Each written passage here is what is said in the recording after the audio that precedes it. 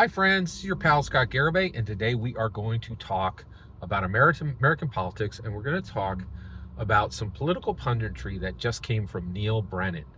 So Neal Brennan is a comedian. He primarily he's famous for writing the Chappelle Show. Okay, he also did, and if you haven't seen it, he did a stand-up piece called Blocks, which is an absolute masterpiece. It literally challenges what stand-up should be. It was absolutely brilliant. It was incredibly personal and incredibly effective, and it was astonishing. Once you see it, you're like, did you just stand up there, in front of a brick wall with a microphone and tell some jokes? This guy's like doing philosophy. Like, what are you doing? Right? Like, it was astonishing. It was really, really incredible. But what really blew me away recently, I did a whole video on this, so go back and watch the video on Neal Brennan, and the three countries that actually have and the concept that three countries in the world actually have real militaries. And so I did a whole video on that. But today I want to just talk about how do we land in a world where the absolute best political punditry is coming from comedians, right?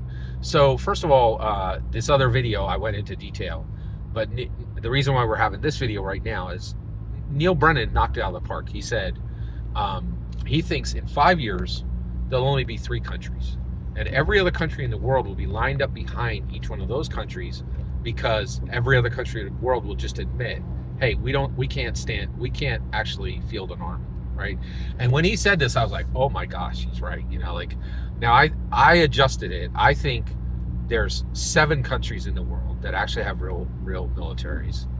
And so the 3 countries that are going to be, that everybody else will be lined up, America's correct, right? But I think his list of the other 2 countries may not be correct. But I do think his number of 3 is correct. But they'll come from those 7 countries in the world that can actually do war, right? And then also he said 5 years. I think that might be 5, 10, or even 15 years, right? Actually, it won't even go 15 years. It'll go like 10 years, right? I think he's right. It'll go like 5, 7, 10 years, right? So he was, and I just, what he said was, it just stunned me. I was like, that's the best political punditry I've heard in 6 months. That's dead on accurate, right? Now, what's wild is he's just a comedian, right? And he's not even spending his time looking at politics in high detail the way a lot of other people are. And yet his political punditry was spot on. And it was better than anything I've heard from CNN, Wall Street Journal, or New York Times in 6 months, right? I listened to Slate Political Gabfest. Those guys are amazing. I have not missed a podcast in close to 20 years, right? And he beat them all, right? Like, so he's just some comedian, and his political punditry is better than what you are getting from people who this is their profession. This is a side gig for him, right? This is a side quest for him, and he's outperforming people who this is their day job. This is how they feed themselves, right?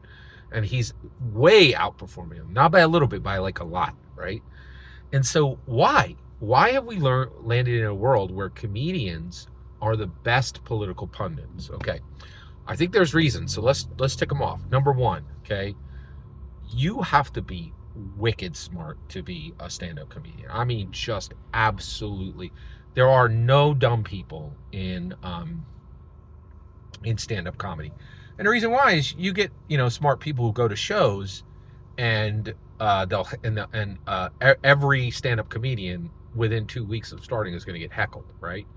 Now, if you've ever watched some good comedians, they absolutely assassinate hecklers, right? Like, and it's not and once you understand it, and I've seen enough comedians to understand what they're doing, first of all, the hecklers really can't be heard, right? But the comedian's got a microphone. So there's all kinds of things they can do, and they control the room, and they just, good comedians destroy hecklers, just destroy them, right?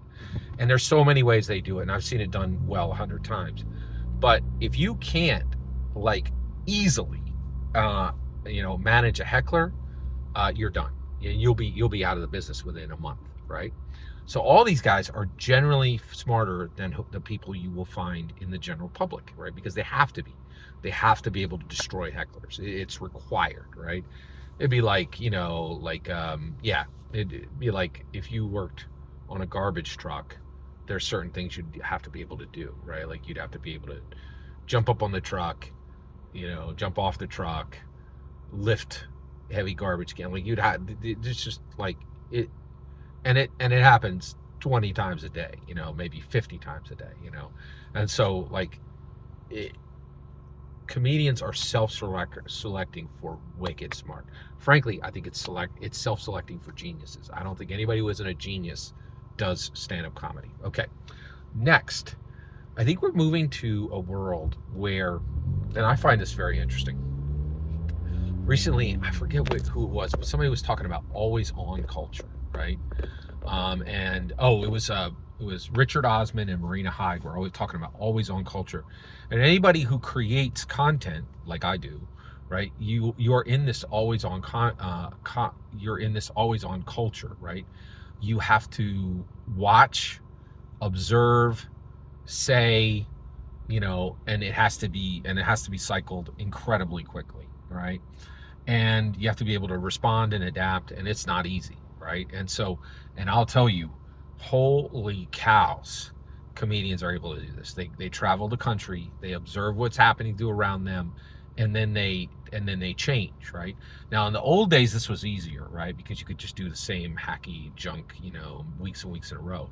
Right now, oh my gosh, good Lord.